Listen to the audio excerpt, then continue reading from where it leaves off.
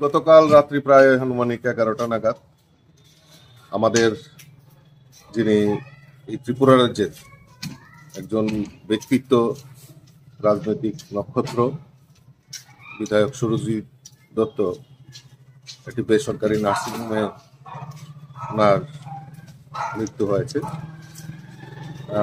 ওনার এই যে কাজ উনি করে গেছেন, আমি মনে করি রামনগরের বাসীর এবং এই ত্রিপুরা রাজ্যেরও একটা অপূরণীয় ক্ষতি রাজনৈতিক মহলে হয়েছে।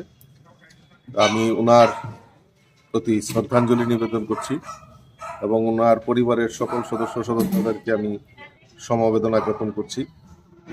আজকে ওনার মরদেহ আসবেন, আমরা শ্রদ্ধাঞ্জলি জানানোর জন্য প্রথমে সেক্রেটারিয়েট, তারপর অ্যাসেম্বলি, তারপর আমাদের পার্টি অফিসে আনা হবে, তার পরবর্তী সময়ে বাড়িতে নিয়ে যাওয়া হবে।